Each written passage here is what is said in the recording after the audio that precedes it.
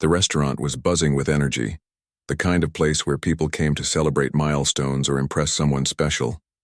Crystal chandeliers hung from the ceiling, casting soft light over tables dressed in pristine white linen. Waiters moved gracefully between guests carrying trays of gourmet dishes and expensive wine.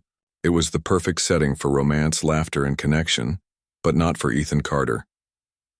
Ethan sat alone at a corner table, his phone glowing faintly under the dim lights. His tailored suit screamed success, but his expression told a different story. He scrolled through emails absent-mindedly, pausing occasionally to sip from a glass of red wine that cost more than most people's monthly rent. Despite having everything money could buy, a sprawling mansion, luxury cars, and a tech empire worth billions, there was an emptiness inside him that no amount of wealth could fill. This restaurant held memories for him. Years ago, it had been their spot, the one he used to visit with her. Back then, life felt simpler, happier. They would sit by the window, sharing plates of food and talking about dreams they wanted to chase together. But those days were long gone now. She was gone too. As Ethan glanced up from his phone, something, or rather someone, caught his eye across the room. At first, he thought it was just a trick of the light, but as his gaze focused, his heart skipped a beat. There she was, his ex, the woman who once held his world in her hands. She looked different yet familiar. Her hair was shorter, her face a little older, but there was no mistaking her. She laughed softly at something one of the kids beside her said. "Kids?" Ethan blinked, leaning forward slightly to get a better look. Two little ones, both around 5 or 6 years old, sat next to her. One was coloring on a piece of paper while the other played with a toy car. But what made Ethan freeze wasn't just seeing her again after all these years. It was the uncanny resemblance between him and the children. Their eyes, those hazel eyes, they were unmistakably his. 1,000 thoughts raced through Ethan's mind. Who were these kids? Were they hers? And if so, why hadn't she ever told him? Why hadn't anyone told him? For a moment he considered leaving. Maybe it was best to let sleeping dogs lie. After all, they'd parted ways bitterly years ago, and dredging up old wounds wouldn't do either of them any good. But curiosity got the better of him.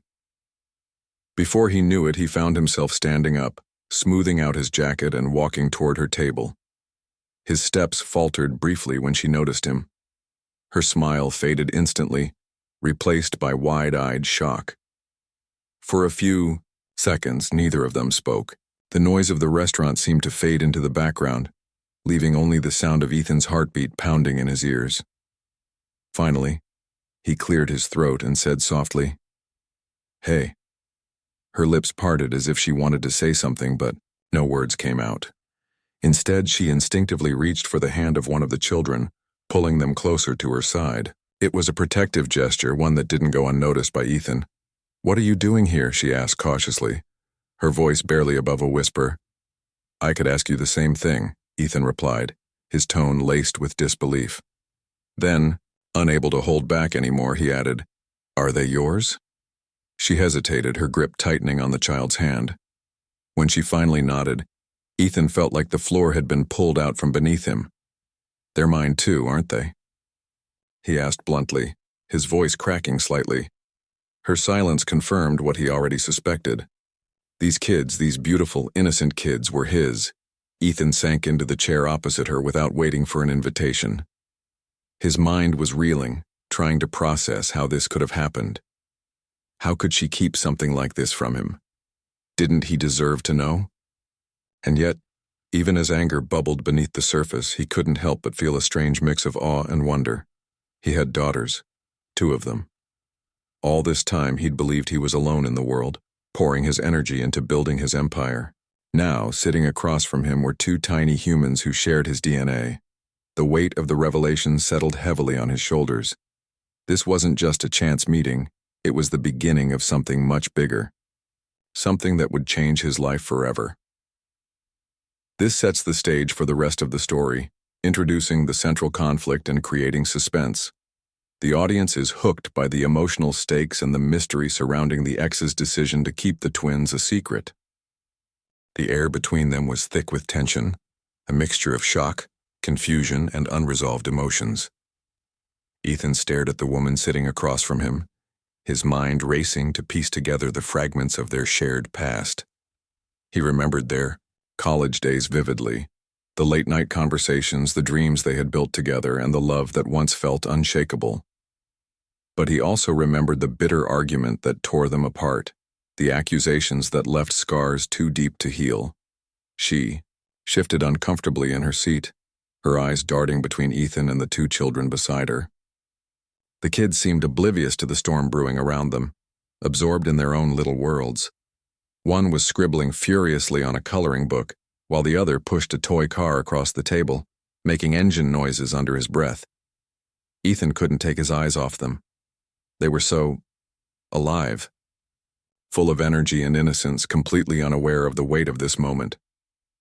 Finally, breaking the silence, Ethan leaned forward slightly, his voice low but firm. "You never told me," he said, his words tinged with both hurt and disbelief. It wasn't a question. It was a statement, a fact that hung heavily in the air. Her fingers tightened around the edge of the table, her knuckles turning white. She took a deep breath as if gathering the courage to speak. "I didn't know how," she admitted softly, her voice trembling. "After everything that happened, after we broke up, I thought it was better this way." "Better for who?" Ethan shot back, his tone sharper than he intended. He immediately regretted it when he saw her flinch. Taking a moment to compose himself, he softened his voice. "Look, I'm not trying to start a fight here, I need to understand. Why didn't you tell me? Don't you think I deserved to know?" Her eyes filled with tears, but she blinked them away quickly, determined not to let them fall. "It's complicated," she said, her voice barely above a whisper. "When I found out I was pregnant, I wanted to tell you. I really did. But then I thought about what happened between us, about the things we said to each other. I was scared, okay? Scared that you wouldn't believe me, or worse, that you'd try to take them away from me." Ethan frowned, shaking his head. "Take them away? Why would I do that?" "You're a powerful man," she replied, her voice gaining a bit more strength. "You have money, influence, connections. I knew you could make my life hell if you wanted to. And honestly, after the way things ended between us, I didn't trust you." Her words stung, cutting deeper than any insult ever could. Ethan sat back in his chair, feeling the full weight of her mistrust. He couldn't blame her for feeling that way, not entirely. Their breakup hadn't been clean or amicable. It had been messy, fueled by anger and hurt pride. But still, hearing her admit that she didn't trust him felt like a punch to the gut. "I get it," he said after a long pause. "I do. We didn't exactly part on good terms. But these are my kids we're talking about. My flesh and blood. You can't just keep something like this from me." "I wasn't trying to punish you," she said, her voice rising slightly. "I was protecting them, protecting us. Do you have any idea how hard it was, raising them all by myself? I didn't have anyone to help me, no safety net to fall back on. I worked 2 jobs just to put food on the table and keep a roof over our heads. Every decision I made was for them, for their future, their happiness. Not yours." Ethan listened, silently, letting her words sink in. He had always known she came from humble beginnings, but hearing about the struggles she faced as a single mother hit him harder than expected. Guilt gnawed at him, eating away at the defenses he had built over the years. He had spent the last 5 years building his empire, chasing success and accumulating wealth. Meanwhile, she had been fighting battles he couldn't even imagine, raising 2 children alone without asking for anything in return. "I'm sorry," he said finally, his voice sincere. "I'm sorry for what happened between us. For everything. But you have to believe me, I never would have abandoned them. If I had known." She looked at him, searching his face for any sign of insincerity. Whatever she saw must have reassured her, because she sighed and nodded slowly. "I believe you," she said quietly. "But it doesn't change the fact that they've grown up without you. They don't know you, Ethan. To them, you're a stranger. Her words struck a chord deep within him. A stranger. That's what he was to his own children, a faceless figure who existed only in stories, if at all. The realization was sobering, humbling. For all his accomplishments, for all the power and prestige he had amassed, he had missed out on the most important thing in life, being a father. "What do we do now?" he asked, his voice heavy with uncertainty. "How do we fix this?" She hesitated, glancing at the kids before meeting his gaze again. "We take it slow," she said firmly. "They're my priority, Ethan. Always have been, always will be. If you want to be part of their lives, you'll have to earn their trust. And mine. No shortcuts, no ultimatums. Just time." Ethan nodded, understanding the gravity of her words. This wasn't going to be easy. There was no quick fix, no magic solution that would erase the years he had lost. But he was willing to try. For the first time in a long time, he felt a sense of purpose, one that had nothing to do with board meetings or profit margins. As they continued talking, the initial tension began to ease, replaced by a fragile truce. The kids, sensing the shift in mood, started to warm up to him. The boy with the toy car looked up at him curiously, tilting his head to one side. "Are you our dad?" he asked innocently, his voice clear and direct. Ethan froze, caught off guard by the question. He glanced at her, unsure of how to respond. She gave him a small, encouraging nod. Swallowing the lump in his throat, he smiled gently at the boy. "Yeah, buddy, I am." The boy's eyes widened in surprise, and for a moment, he simply stared at Ethan. Then, without warning, he grinned and held out the toy car. "Want to play?" Ethan chuckled, relief washing over him. "Sure, kid. Let's play." For the first time in years, Ethan felt a flicker of hope. It was small, fragile, and uncertain, but it was there. And maybe, just maybe, it was enough to start rebuilding what had been broken. This section delves deeper into the emotional complexity of the situation, exploring themes of trust, regret, and redemption. By focusing on relatable human emotions and interactions, it keeps the audience engaged while laying the groundwork for future developments. Ethan left the restaurant that night with a whirlwind of emotions swirling inside him. The meeting had been unexpected, raw, and emotionally draining, but it also felt like the beginning of something new. For years he had buried himself in work, using his empire as a shield against the loneliness that gnawed at him. But now, for the first time in what felt like forever, he had something real to hold on to. His kids. The drive back to his penthouse was quiet, the city lights blurring past his window as his mind replayed every moment of the encounter. He thought about how small the boy's hand had felt when he handed over the toy car, the way the girl shyly peeked at him from behind her coloring book. They were curious about him, cautious, but not closed off. That gave him hope. Hope that maybe, just maybe, he could build a relationship with them. When he walked into his apartment, the silence hit him harder than usual. Normally, he relished the quiet. It was a break from the constant noise of meetings, phone calls, and deadlines. But tonight, it felt empty. Too empty.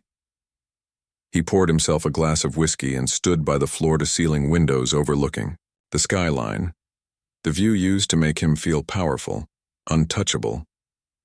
Now it only reminded him of how isolated he'd been. His assistant, Rachel, called early the next morning. She had been with him for years, handling everything from scheduling to crisis management. She knew him better than most people did, which wasn't saying much considering how private Ethan kept his life. When she noticed the distant look in his eyes during their usual morning briefing, she didn't hesitate to ask. "You seem different today," Rachel said, raising an eyebrow. "Everything okay?" Ethan hesitated.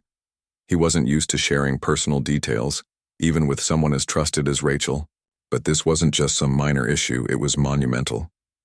After a long pause, he decided to open up. "I met someone last night," he began cautiously. "Someone from my past." Rachel tilted her head, intrigued. "An old friend? Or Her voice trailed off, leaving space for him to fill in the blanks. More like an X, Ethan admitted, running a hand through his hair. But that's not even the half of it. Turns out, she has 2 kids, twins, and they're mine. Rachel's jaw dropped. For once, the ever-composed assistant was speechless. Wait, what? She exclaimed after a beat. You have kids? Since when? That's the thing. I didn't know until last night, Ethan explained, pacing back and forth. She never told me. She raised them on her own, without asking for anything from me. I don't even know where to start. Rachel leaned forward, her professional demeanor giving way to genuine concern. Wow, that's a lot to process. How are you feeling about it? Ethan stopped pacing and sighed heavily. Honestly, I'm all over the place. Part of me is angry. How could she keep something like this from me? But another part of me understands why she did it.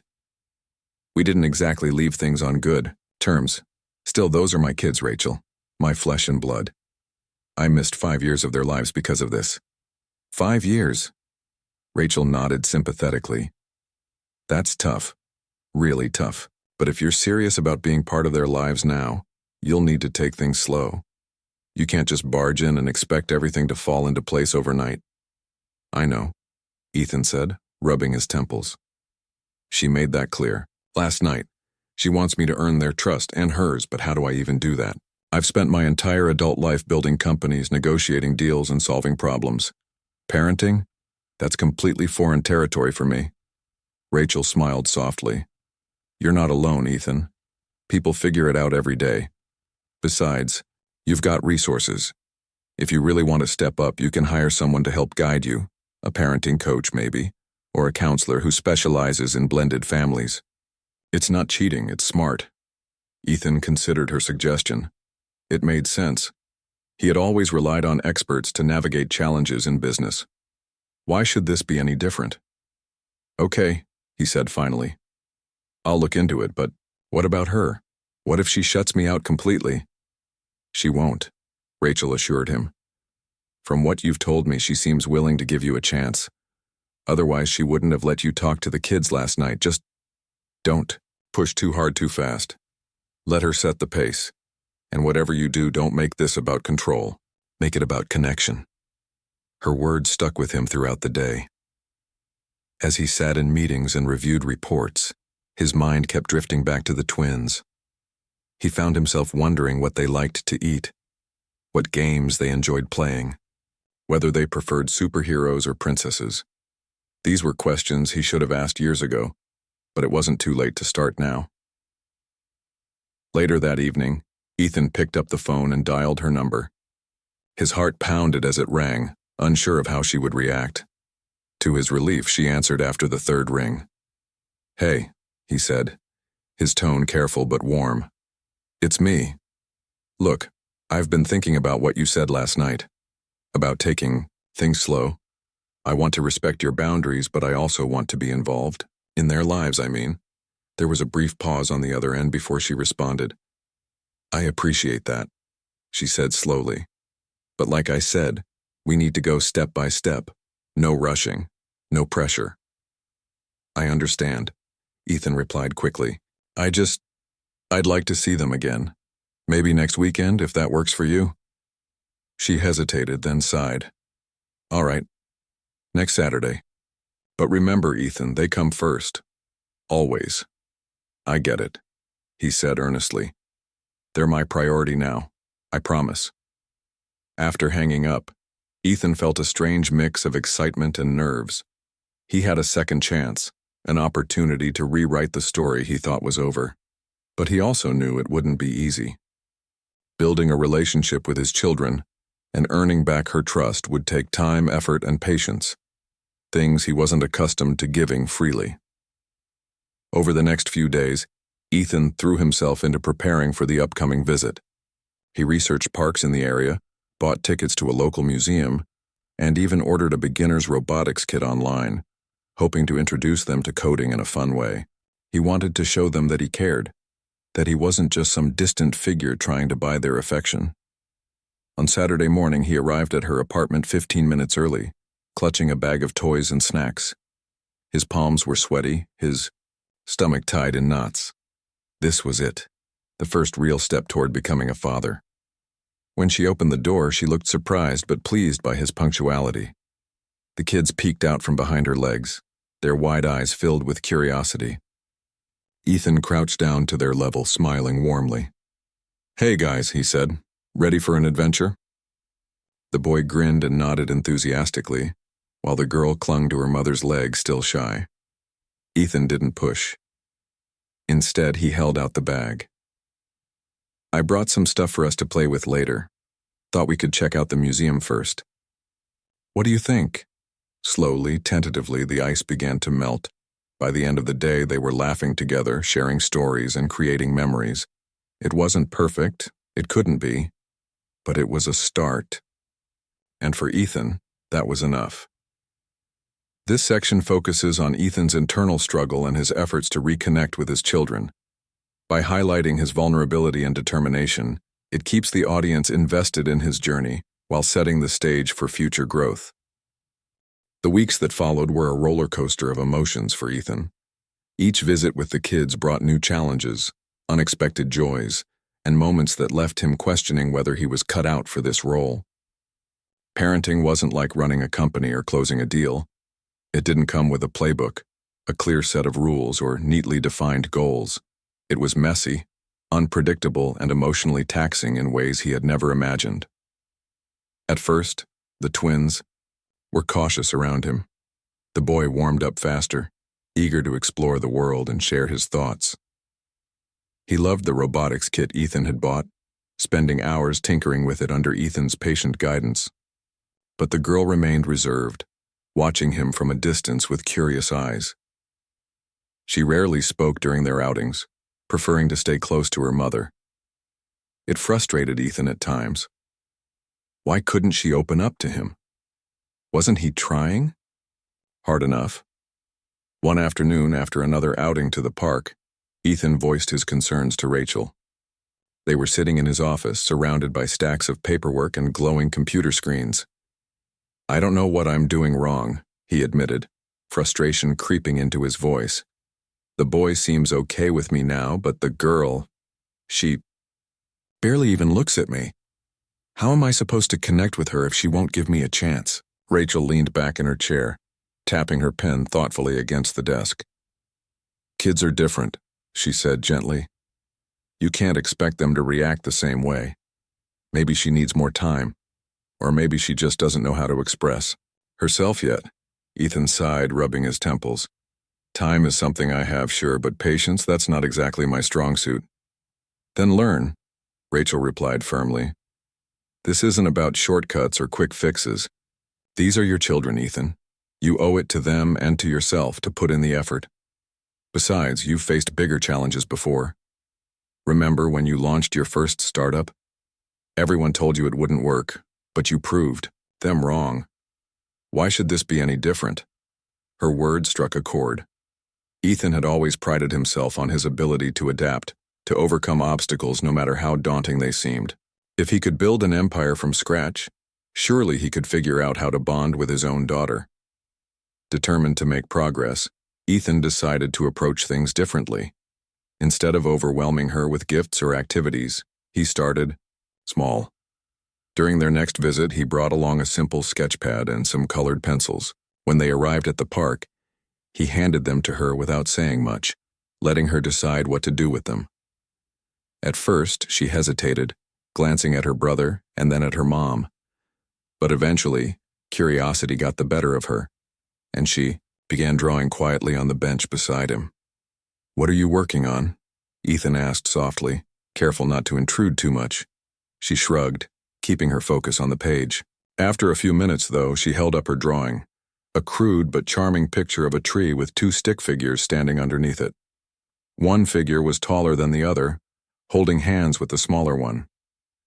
"That's beautiful," Ethan said sincerely. "Who are they?" She looked down, her cheeks flushing slightly. "Us," she mumbled, almost too quietly to hear. Ethan felt a lump rise in his throat. For all his wealth and success, nothing had ever moved him as deeply as those 3 words. "Thank you for showing me," he said, his voice thick with emotion. "I'll treasure it forever." From that moment on, things began to shift. Slowly but surely, the girl started opening up to him. She still preferred quiet activities over loud ones, but she no longer shied away when he spoke to her. Sometimes she would even initiate conversations, asking questions about his work or sharing stories about school. Ethan cherished every interaction, no matter how small, knowing that each one brought them closer together. But while his relationship with the kids was improving, tensions lingered between him and their mother. She remained guarded, wary of letting her guard down completely. Ethan understood her hesitation. He had hurt her deeply in the past, but it didn't make things any easier.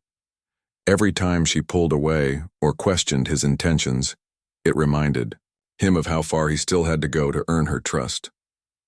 One evening after dropping off the twins, Ethan stayed behind to talk. "Can we sit for a minute?"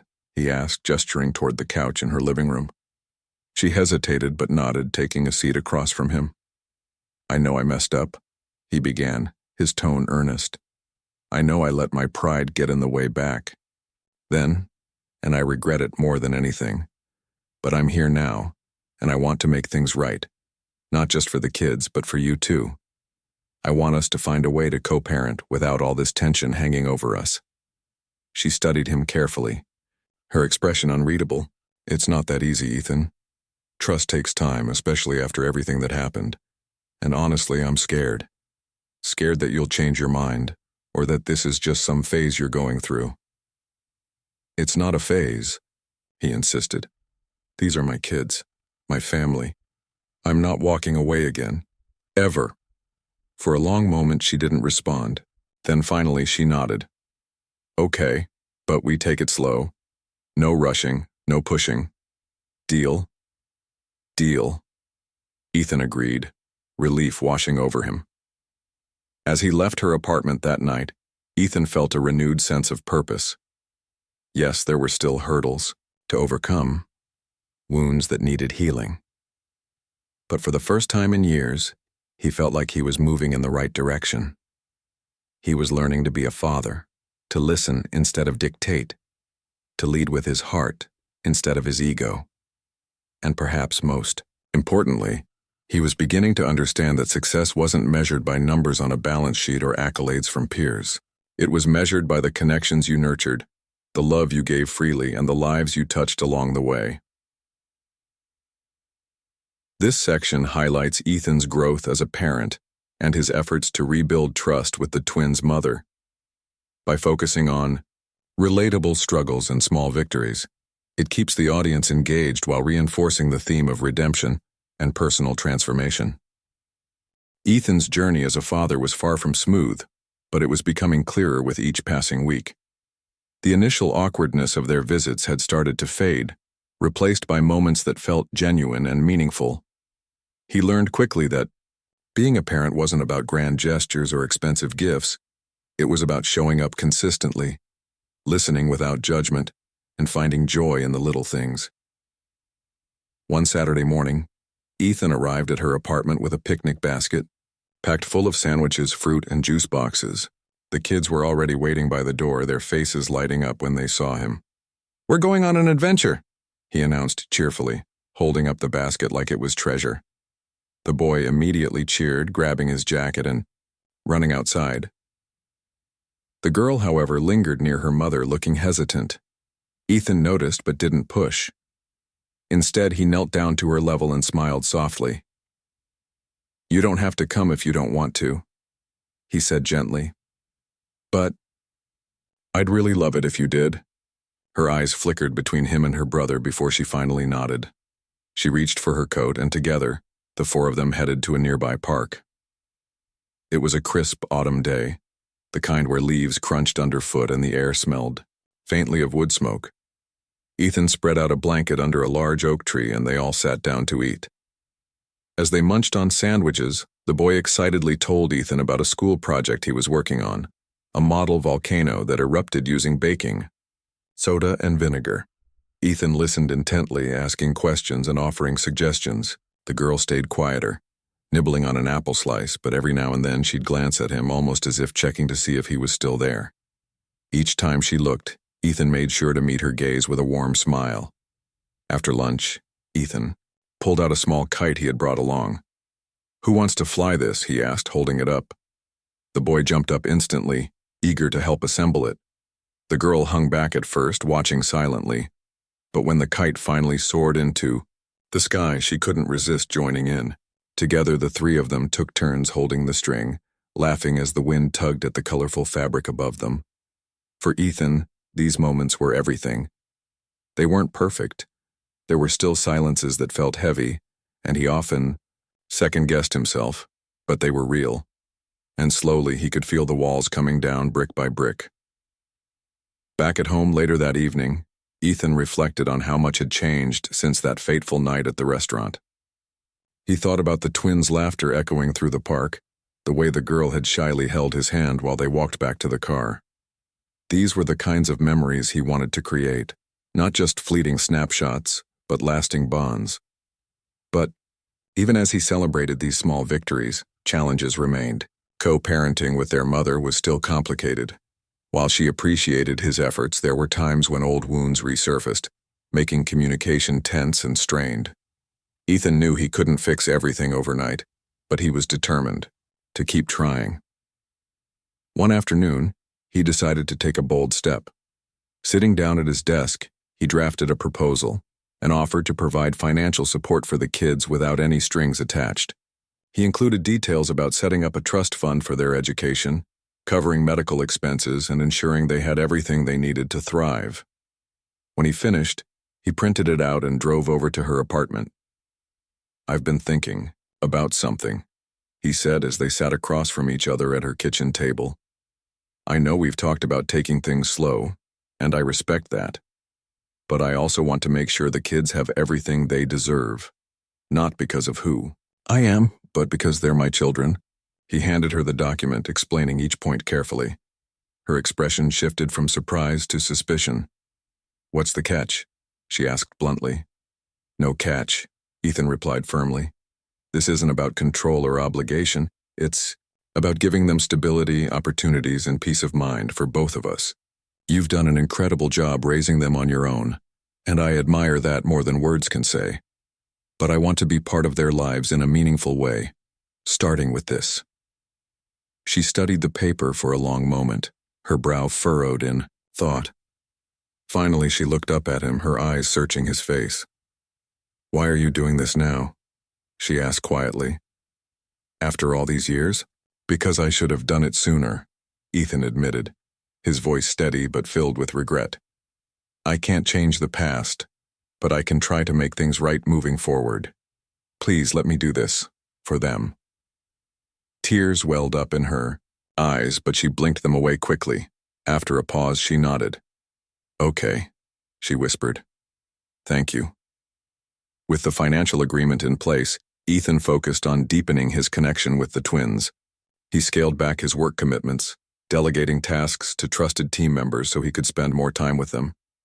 Weekends became sacred, a time reserved solely for family outings, board games, and bedtime stories. He even enrolled in a parenting workshop, determined to learn how to navigate the complexities of raising children. One evening, after tucking the kids into bed during one of his visits, Ethan found himself sitting alone in the living room with their mother. The atmosphere was calm, less charged than usual. For once, neither of them felt the need to fill the silence. "You've changed," she said suddenly, breaking the quiet. "Not just in what you do, but in how you carry yourself. You seem happier." Ethan chuckled softly, leaning back against the couch. "I think I am," he admitted. "Being around them, it reminds me of what really matters. All those years I spent chasing success, building my empire. I thought I was happy, but I wasn't. Not truly. Now, even with all the challenges, I feel like I'm finally living." She smiled faintly, her guard lowering just a fraction. "They've changed me too," she confessed. "Raising them hasn't been easy, but they've taught me so much. about love, patience, and resilience. I guess we're all learning, aren't we? Ethan nodded, feeling a surge of gratitude for her honesty, for the kids, and for the chance to rewrite his story. There was still work to be done, bridges to mend and trust to rebuild. But for the first time in a long time, he felt hopeful that he could be the father his children deserved, the partner their mother needed, and the person he always wanted to become. This section emphasizes Ethan's commitment to co-parenting and his personal growth. By focusing on relatable struggles and heartfelt moments, it keeps the audience engaged while reinforcing the themes of redemption, connection, and transformation. Months passed, and Ethan's life began to take on a rhythm he had never experienced before. It wasn't the predictable, structured routine of board meetings and business deals. It was something entirely different. It was messy, unpredictable, and chaotic at times, but it was also filled with laughter, discovery, and moments that made his heart swell with pride. He had started to see himself not just as a provider or a distant figure in his children's lives, but as their father, a role he now cherished more than anything. The twins were growing up fast, each day bringing new milestones and challenges. The boy had developed a knack for problem solving, often surprising Ethan with his creative solutions during their robotics sessions. One afternoon, while tinkering with a small motorized car, the boy proudly declared, "I'm going to be an inventor when I grow up." Ethan couldn't help but beam with pride, seeing glimpses of his own curiosity and determination reflected in his son's eyes. The girl, once so reserved and hesitant, had blossomed into a thoughtful, imaginative child. She loved drawing and painting, filling notebooks with colorful illustrations of fantastical worlds and characters. On one visit, she shyly handed Ethan a picture she'd drawn of their family, him, her brother, and their mother, all standing together under a bright yellow sun. Ethan felt tears prick the corners of his eyes as he hugged her tightly. "This is amazing," he whispered. "Thank you." Their bond was deepening, slowly but surely, and Ethan knew it was because he was showing up, not just physically but emotionally. He learned to listen without interrupting, to laugh at their silly jokes, and to comfort them when they were upset. He realized that being a parent wasn't about having all the answers.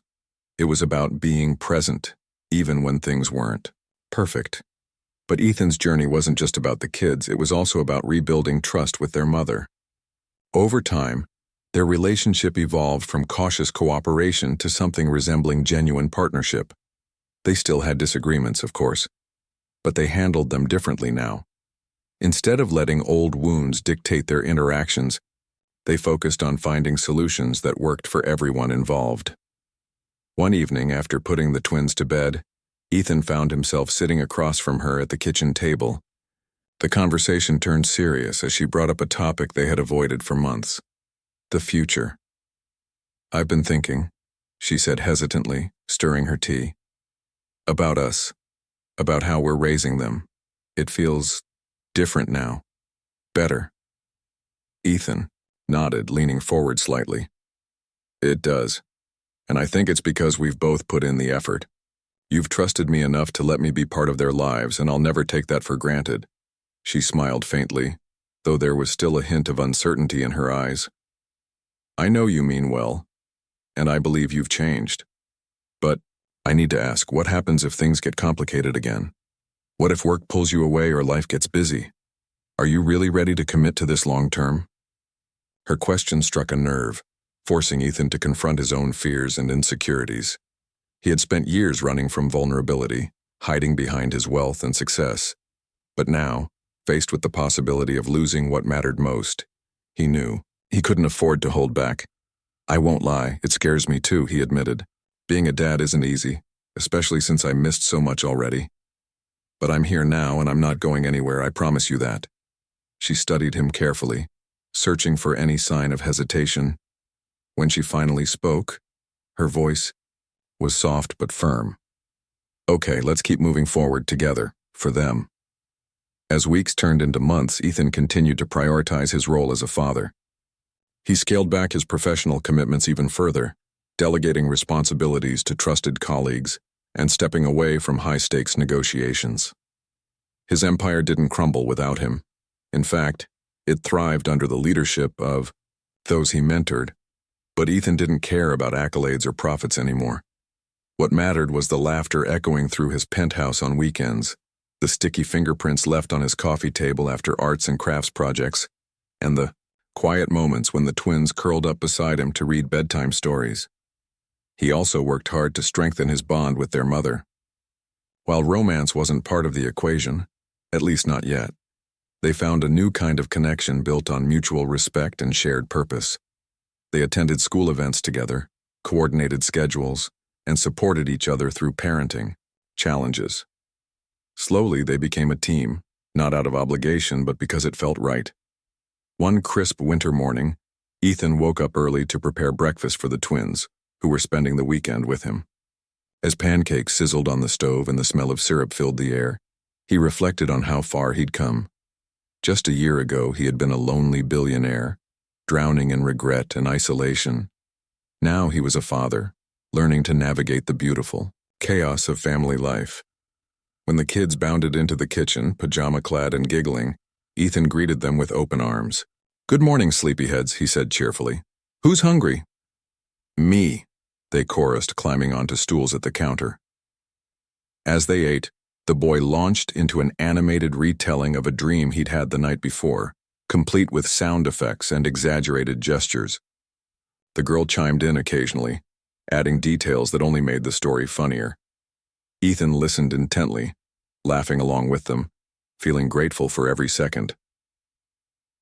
Later that afternoon, as they played in the snow outside, Ethan snapped photos, on his phone capturing their rosy cheeks and wide smiles.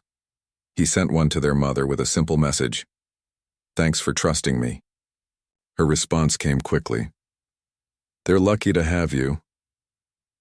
Ethan stared at the screen for a moment, a lump rising in his throat. He hadn't expected such kindness, not after everything they'd been through. But maybe that was the point. Maybe forgiveness and redemption weren't about erasing the past. They were about choosing to move forward, together. In the end, Ethan learned that true wealth wasn't measured in dollars or achievements.